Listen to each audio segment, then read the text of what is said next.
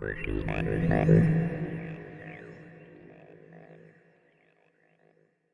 to I'm Your Target Demographic, and welcome to this week's video focusing on a corner of the nerd world, and today we are covering Sony. What is this company and what are they known for? Sony as a company was branded in 1958. Previously, it was a small-time Japanese technology company focusing on tape recorders and radios in the early 50s. The two founders, Masaru Ibuka and Akio Morita, faced some opposition when they started calling their company Sony, because at that time not many Japanese companies used Roman letters, and most companies clearly labeled the industry in their name. But the creators wanted Sony to not be tied to a certain industry. Time flew for Sony, as they grew and grew, becoming one of the primary creators of technology like tape players and portable radios. Sony was also one of the dominant forces in pushing for the development of the compact disc, to overtake the popularity of the cassette tape. They also created the Betamax format for video recording and fought hard against the VHS format, which eventually became the standard. However, in the early 2000s, Sony was on the right side of choosing the Blu-ray format over the HD DVD format. They also owned the PC company Vio for a long time before selling it in 2014. You win some, you lose some. We skipped some things, so let's back up. In 1989, Sony bought Columbia Pictures and entered the arena of filmmaking. They've since also acquired TriStar Pictures and Screen Gems, as well as plenty of other international production companies. They also create movies under the straight-up name of Sony Pictures. Their total library is over 3,000 titles and 12 Best Picture Academy Award winners. Sony also has a brand that focuses on entertainment, firstly called Sony Computer Entertainment, but more recently Sony Interactive Entertainment. This branch was originally working with Nintendo to create an add-on to Nintendo consoles that would play CDs, but that partnership fell through, leaving Sony with this CD playing device that they would eventually brand as the PlayStation. They've since released multiple versions of the PlayStation, with the PS4 the current model. It was through the PlayStations that Sony was able to help cement the status of Blu-ray, as they included Blu-ray as a function with the PlayStation 3 back in 2006.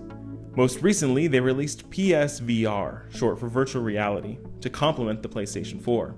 The PlayStation line of products is in direct competition currently with Microsoft, who develops the Xbox line of products.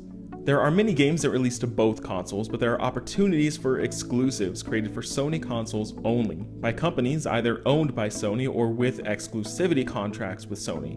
While they have many projects in film and gaming, they also have a branch called Sony Music Entertainment, and they own the entire catalogs of artists like Michael Jackson and the Beatles. Most of these things you might have known, but Sony also has branches that focus on things like semiconductors, medical equipment and technology, and mobile phones. Sony has been in the news unfortunately frequently. One of their first big scandals was in relation to their music distribution. On CDs in the early 2000s, Sony hid a program called a rootkit onto the CD, which would install onto that person's computer, and 1, tell the person that they couldn't illegally download or copy that disc, and 2, inform Sony of what the user was doing with the music. There were some unintended consequences, like this program opening the door for other viruses and programs to sneak in undetected. This was made worse by Sony's initial response when it went public. Most people don't even know what a rootkit is, so why should they even care about it? Their other big mainstream scandal was when a hacker group self-identified as the Guardians of Peace hacked and released tons of information from Sony Pictures, including salary information, confidential emails, and even unreleased films in their entirety. Some of this revolved around the film The Interview, and US intelligence has claimed that North Korea might have endorsed or even been responsible for the hack, though they've denied all responsibility. Some of the most talked about leaks were emails about celebrities, including ones where a top-tier executive called Angelina Jolie a minimally talented spoiled brat, and ones where racist references were used in relation to US President Barack Obama. I ran this company and I had to worry about everybody who was really scared. So people were really scared, but nagging in the back of my mind, and I kept calling going, they don't have our emails, right? Tell me they don't have our emails. No.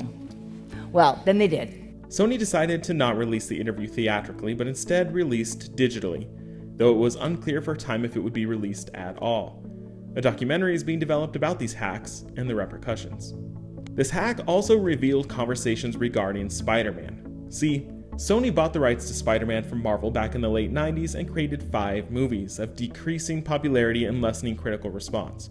Now that Marvel was putting out commercially and critically positive films, a deal was struck for Marvel to borrow Spider-Man for large movies like Captain America: Civil War, in exchange for Marvel helping to guide and shape the Spider-Man movies that Sony will still create on their own. The hacks revealed conversations that would eventually lead to this big announcement.